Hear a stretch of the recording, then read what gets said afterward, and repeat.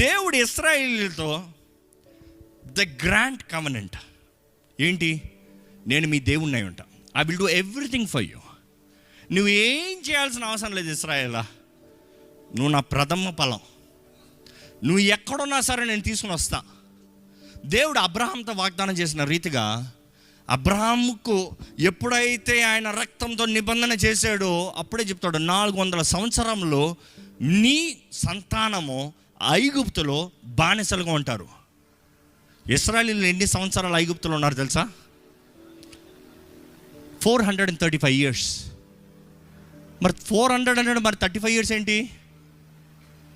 ఎప్పుడైతే యోసేపు ఉన్నాడో అక్కడ వారందరూ వచ్చారు కదా, అవన్నీ అయిపోయిన తర్వాత నేను అనుకుంటున్నాను గాడ్ టైమర్ కొట్టాడు. హింసలు స్టార్ట్ అయిన రోజున ఎప్పుడైతే ఫరో వీళ్ళు మనకన్నా ఎక్కువ అయిపోతున్నారు, వీళ్ళని పట్టండి బానిసలుగా చేయండి అన్నారో, దేవుడు టైమర్ స్టార్ట్ చేస్తూ ఉంటాడు. 400 సంవత్సరాల timer tick tick tick tick tick tick tick కొడుతుందా, నా టైం రాలే. ఇశ్రాయేలీయులు వేదనతో, టార్చర్తో, హింసతో దేవా దేవా దేవా దేవా అని అరుస్తూ ఉన్నారు. వారు మొన వినపడతా ఉంది, నా టైం రాలే. ఎప్పుడైతే 400 సంవత్సరములు వారు బానిసలుగా ఉండటం అయిందో దేవుడు అన్నాడు, టైమ్స్ అప్, పంపించు మోషేని. నేను వారికి ఇచ్చిన నిబంధన, నేను వారితో చేసిన నిబంధన, ఈ మాట మళ్ళీ ఎంఫసైజ్ చేస్తున్నాను. దేవుడు మాట ఇచ్చాడు, అబ్రహామా నేను నీతో చేస్తున్నాను నిబంధన, నేను చేసి చూపిస్తాను. 400 సంవత్సరముల తర్వాత దేవుడు మోషేని పంపించి, ఇశ్రాయేలీయులు ఏమైనా చేయవలసిన అవసరం వచ్చిందా? ఐగుప్తు నుంచి బయటకు వస్తానికి వాళ్ళు ఫరోని ఏదైనా ఎదిరించాల్సిన అవసరం వచ్చిందా? ఫరోని పోరాడాల్సిన అవసరం వచ్చిందా? దేవుడు భూమి ఆకాశములు తెరిచి ఆయన ఎన్ని గొప్ప కార్యాలు చరిత్రలో ఎవ్వరు చూడలేనన్ని కార్యములు చేశాడండి. అదే సమయంలో ఎర్ర సముద్రం దగ్గరకు వచ్చినప్పుడు ఆయన నాశకాలను ఊదాడంట. హీ బ్లూ బ్రెత్, ఆయన ఊపిరి సముద్రాన్ని 2 పాయలు చేసింది. ఆయన ఊపిరి సముద్రాన్ని 2 పాయలు చేసి ఇశ్రాయేలీయుల్ని ఐగుప్తులో ఉన్న బానిసల్ని బిడ్డలుగా బయటికి తీసుకొచ్చాడు. ఎందుకని? వీరేమైనా మంచి పనులు చేశారన్నా? వీళ్ళు బలార్పణలు ఇచ్చారన్నా? వీరు దేవా నువ్వే మా సహాయకుడు అని కనీసం చెప్పాడన్నా? నో, ఆయన మాట ఇచ్చాడు కాబట్టి ఆయన మాట ఇచ్చింది చేసి ముగించాడు. ఈరోజు మనం నమ్మాలండి, దేవుడు మాట ఇస్తే మన జీవితంలో అక్షరాల నెరవేర్చే దేవుడు. It doesn't take any of your works. మీ క్రియలను బట్టి దేవుడు చేస్తాడు అనుకుంటే అది మూర్ఖత్వం. ఇంకా you're going back to the old testament. ఆయన మాట ఇచ్చాడా, ఇచ్చింది చేసేస్తాడు. దానికి నీవు యోగ్యుడు కావో, నువ్వు మంచోడువో చెడ్డోడువో, ఆయన మాట నెరవేరుతాడు. When you are in the grand covenant. ఈ మాట మీరు జాగ్రత్తగా ఉండాలి. దేవుడు నోవాతోనూ, అబ్రహాంతోనూ, ఇంకెవరు, మోషేతోనూ, దావీదుతోనూ, ఈ మాట చాలా జాగ్రత్తగానండి. వీరు 4 వారి జీవితంలో తప్పు చేశారా చేయలేదా? వారు 4 వారి జీవితంలో తప్పు చేశారా చేయలేదా? నోవా ఏం చేశాడు? ఫుల్లు తాగుపోతాయి శపిస్తాం ప్రారంభించాడు. దేవుని వాక్యంలో నూతన నిబంధనలలో ఆయన గురించి రాసినప్పుడు ఆయన చెడ్డోడని ఏమైనా రాయబడి ఉందా? ఆయన ఏమని రాయబడి ఉంది? విశ్వాసి. ఆయన విశ్వాసాన్ని బట్టి ఆయన చేసిన చెడ్డ పనులు ఎక్కడా రాయబడలేదు. మోషే ఏం చేశాడు?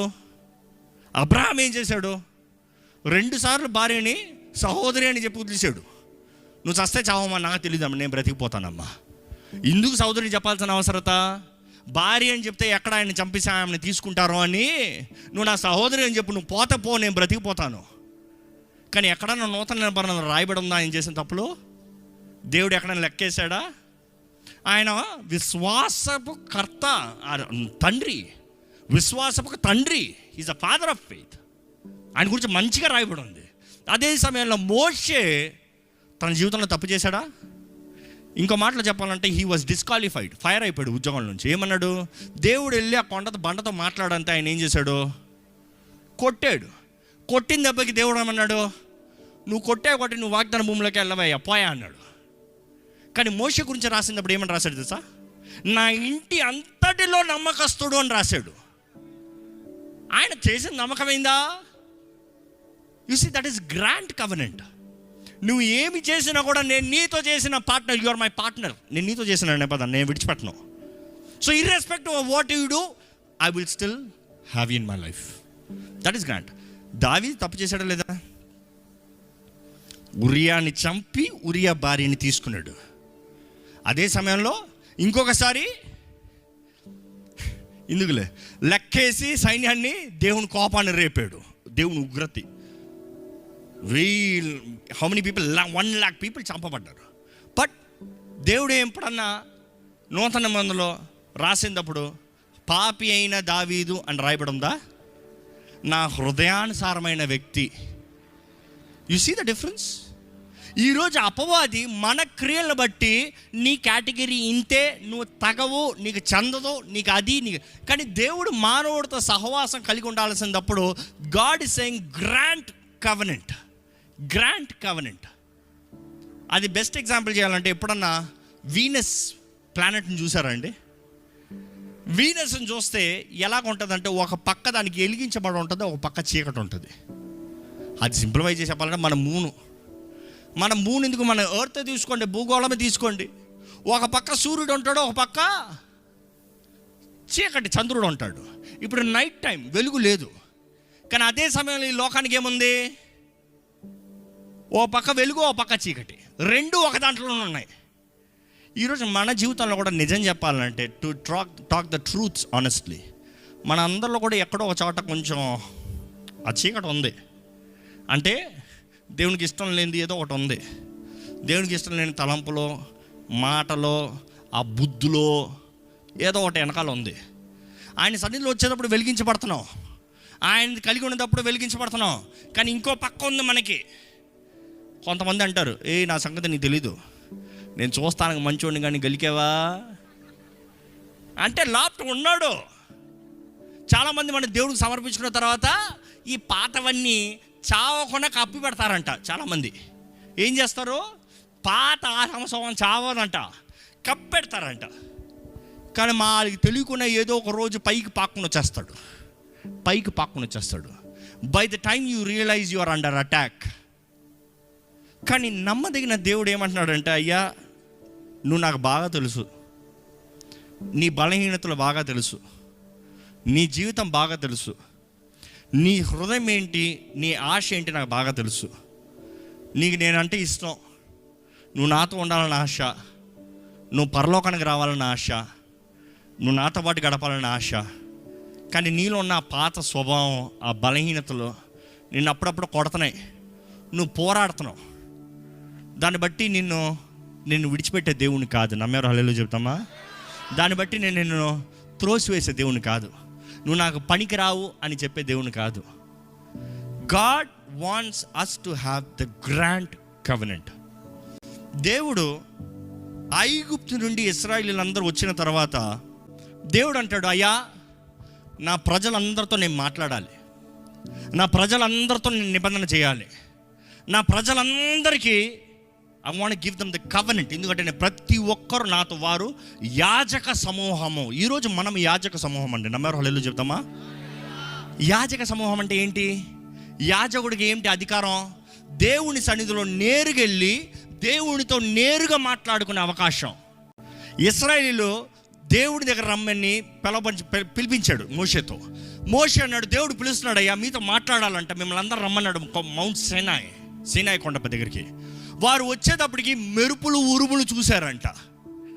దేవుడు మాట్లాడుతుంటే ఉంటే భయపడిపోయారంట. దేవుని వాక్యం రాయబడి ఉంటుంది, మీరు తర్వాత చదవండి కావాలంటే. వారు భయపడి, డిటెరోనమీ 7:9 ఉంటుంది, వారు భయపడి మోషేతో అన్నారు, ఏమి తెలుసా, నువ్వు వెళ్ళి దేవుడితో మాట్లాడు, దేవుడు చాలా భయంగా ఉన్నాడు, మేము రాములే, మాకు భయం దేవుడు ఎక్కడ మమ్మల్ని మింగేస్తాడో, తినేస్తాడో, చంపేస్తాడో అని. దేవుని దగ్గరకు మేము రామో, మేము ఇక్కడ ఉంటామో, నువ్వు వెళ్ళి రాయ్యా అంటే దేవుడు అంటున్నాడు, నేను నీ దేవుడిని ఉంటాను, I will give you grant covenant, నీతో ప్రత్యేకంగా నేను నిబంధన ఇస్తాను. నువ్వు అందరూ ఇంకా మోషే అక్కర్లో, మీరు అందరూ వచ్చి నాతో మాట్లాడచ్చు రెండయ్యా అంటే, వీరు వచ్చి వద్దు మోషే నువ్వే మధ్య వ్యక్తిగా ఉండు, నువ్వే వెళ్ళి దేవుని దగ్గరికి వెళ్ళి. దేవుడు ఏం చెప్తాడు? దేవుడు ఏం చేశాడు తెలుసా? మీకంతా గ్రాంట్ కవెనెంట్ కాదు, నెక్స్ట్ యాజ్ ఫర్ ఇదేంటి కింగ్షిప్లో రండి. కింగ్షిప్ అంటే ఏంటి? మీరు వద్దా పోండి, మోషే నువ్వు రా మోషే, నువ్వు రా, నేను తెలియజేస్తా, నువ్వు రా, నేను చెప్తాను. We both will be partners, మనమిద్దరం పార్ట్నర్స్గా ఉందాం. దేవుడు అన్నాడు 10 ఆజ్ఞలు తీసుకో, వెళ్ళి చెప్పు వాళ్ళకి టర్మ్స్ అండ్ కండిషన్స్ అడుగుతున్నారు కదా, దేవుడు చెప్పనే మేము చేస్తామంటున్నారు కదా, అయితే అలాగనే ఉండనే, నేను చెప్తాను, వారు చేయనే. వారు చేయగలరు అనుకుంటున్నారా? వారు చేసి చూపించగలరు అనుకుంటారా? 10 ఆజ్ఞలు పాటించి చూపించగలుగుతానంటున్నారా? నా దృష్టిలో ఏది ఇస్తారో అలాగ జీవించి చూపిస్తానంటున్నారా? క్రియల ద్వారంగా సాధిస్తానంటున్నారా? Let them do it, I will show. 10 ఆజ్ఞలు రాసి పంపించాడండి దేవుడు. దేవునికి మోషేకి గ్రాంట్ కవెనెంట్, కానీ ఇశ్రాయేలీయులకి దేవునికి కిన్షిప్ కవెనెంట్. ఏంటి? ఆజ్ఞలు పాటించు.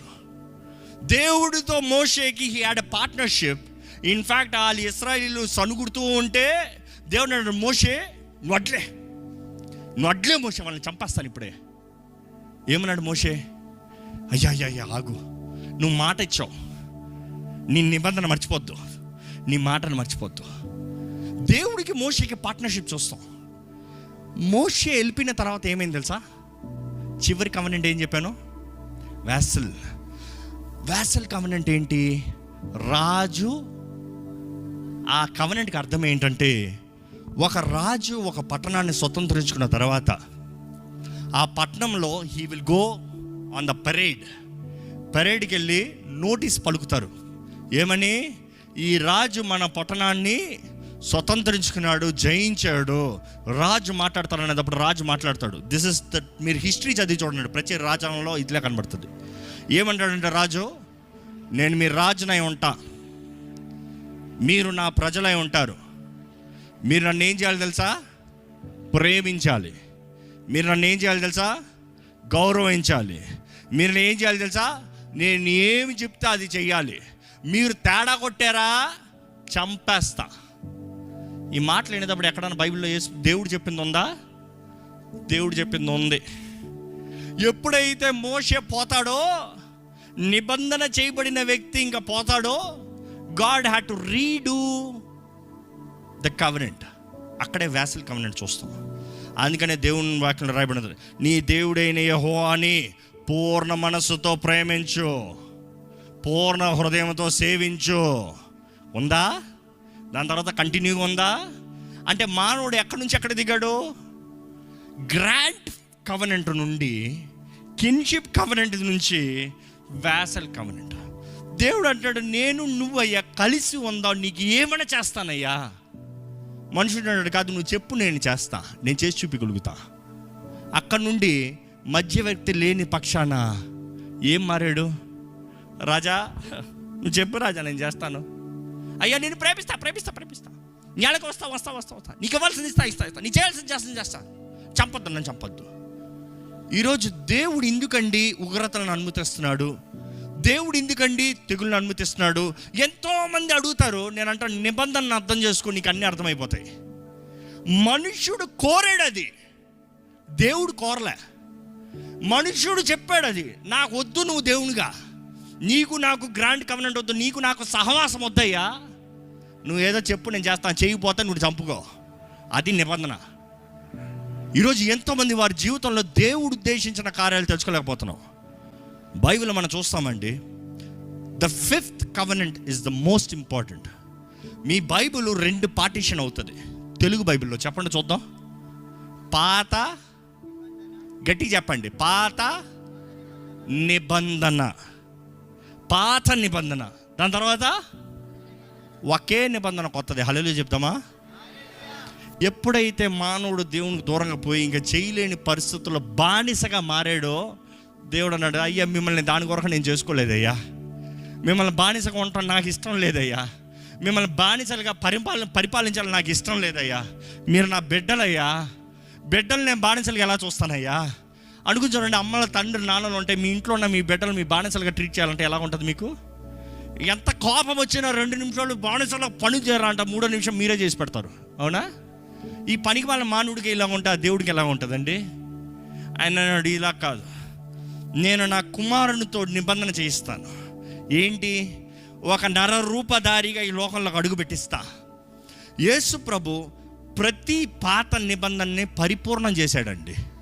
He finished, he fulfilled the law. ఆయన సంపూర్ణపరిచాడు, పరిపూర్ణపరిచాడు.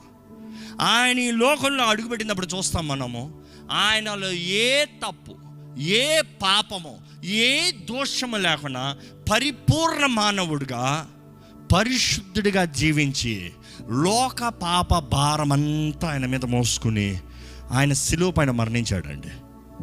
ఆయన సిలువ పైన మరణిస్తాం బట్టి మనకేం కలిగిందంటే, దేవుడు అంటున్నాడు, ఇదిగో నిబంధన చేస్తున్నాను, నీతో నిబంధన చేస్తున్నాను. ఈ మాట చెప్తా ఉంటే పాత నిబంధనలో ఒక నిబంధన చెప్పాలి, అదే రక్తంతో కూడిన నిబంధన. అబ్రహాం దేవుణ్ణి అడుగుతాడు, అయ్యా మన ఇద్దరం నిబంధన చేసుకోదామా? నువ్వు నాకు సంతానం ఇస్తానన్నావు, ఇస్తావో ఓ చేసుకోదామా? కొంచెం క్యాజువల్గా మాట్లాడుతున్నాను ఆ విషయం.